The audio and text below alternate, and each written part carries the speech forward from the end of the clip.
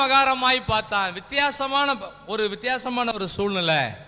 தாவீதுக்கு விரோதமாய் பலர் எழும்பி வந்துட்டே இருக்காங்க. அடுத்த வசனம் 10ஆம் வசனம் வாசிக்கும் போது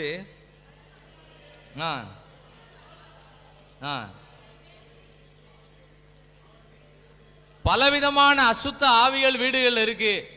சவுல் ராஜா அசுத்த ஆவியில நிரம்பி இருக்கிறாரு. தாவீது கையில என்ன இருக்குன்னு சொன்னா, அப்பொழுது தாவீது தினந்தோறும் செய்கிறபடி தன் கையினால் சுரமண்டலத்தை வாசித்து கொண்டிருந்தான். அந்த சுரமண்டலம் தான் இது, வேத வசனம் தான் நம்ம சுரமண்டலம். ஆமென். இதை தினந்தோறும் வாசிச்சுக்கிட்டே இருக்க வேண்டியதான். முன்னாலேயும் அசுத்தாவி போராட்டம் இருக்கு. அந்த வசனத்தோட பின்பகுதியில் பார்த்தீங்கன்னா சவுலின் கையில என்ன இருக்கு? ஈட்டி இருக்கு. எப்படியாவது தாவீத சோரோடு உருவ குத்துறதுக்காக முயற்சி பண்ணிட்டு இருக்கான். ஆனா தாவீது என்ன பண்ணிட்டு இருக்கான்னா, தினந்தோறும் சுரமண்டலத்தை வாசிச்சுட்டே இருக்கிறார். ஆமென். நம்ம கையில் உள்ள சுரமண்டலம் எது? இதான் அந்த சுரமண்டலம். இதுக்கு பைபிளுக்கு ஒரு விளக்கம் போட்டிருக்கு. இது ஒரு தீர்க்க தரிசனமான புத்தகம். இதை தினந்தோறும் வாசிக்கிறவங்க, கேட்கிறவங்க, அதன்படி செய்கிறவங்க பாக்கியவான்கள். இது வாசிக்கிறவங்க ஒரு தீர்க்கதரிசி. இந்த ஜெபத்தில் இருக்க எத்தனை பேர் தீர்க்கதரிசிங்க வந்திருக்கோம்? இந்த ஜெபத்தில் எத்தனை தீர்க்கதரிசிகள் இருக்கோம்?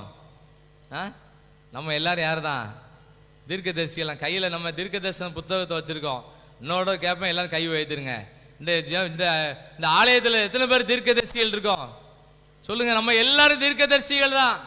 இன்னைக்கு நம்ம சொல்றதை கேட்காதவங்க ஒரு காலம் வரும்போது நம்ம சொல்ற வார்த்தைகள்லாம் தீர்க்க தரிசனங்களாயும் கர்த்தர் மாற்றுவார். ஆமென், ஆமென். இந்த வேத வசனத்தை தாவீது தினந்தோறும் வாசித்துக்கிட்டே இருக்கிறார். தினந்தோறும் வாசிக்கிறார். சவுல் கையில ஈட்டியை எடுக்கிறாரு. தாவீதை பார்க்கும் போதெல்லாம் ஈட்டியை தூக்கி குத்ததுக்கு வராரு. எத்தனை தடவை எரிந்தாலும் அது தாவீது மேல படவே இல்லை. ஆமென், ஆமென். இந்த வேத வசனத்தை தாவீது தினந்தோறும் வாசிச்சதுனால எவ்வளவு ஆயுதம் அவருக்கு விரோதமாய் வந்தாலும் அவர் அசைக்க முடியல. ஆமென். அடுத்த வசனத்தை வாசிங்க, 11ஆம் வசனத்தை வாசிங்க. அப்பொழுது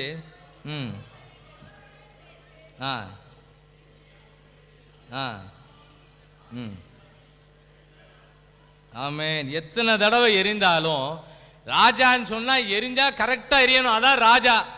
அவர் கையில ஈட்டி இருக்கு, அவர் எரிதாரு. எத்தனை தடவை எரிந்தாலும் தாவீது மேல படவே இல்லை.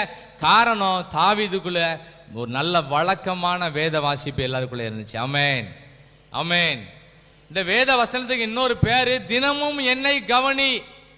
டீசல் டேங்க்ல எழுதியிருப்பாங்க, தினமும் என்னை கவனி. தினமும் இந்த வேத வசனத்தை கவனிச்சா நம்ம வண்டி நல்லா ஓடிட்டே இருக்கும். எவ்வளவு தடைகள் வந்தாலும் மாறும். இந்த வேத வசனத்தை கவனிக்காம இருந்தா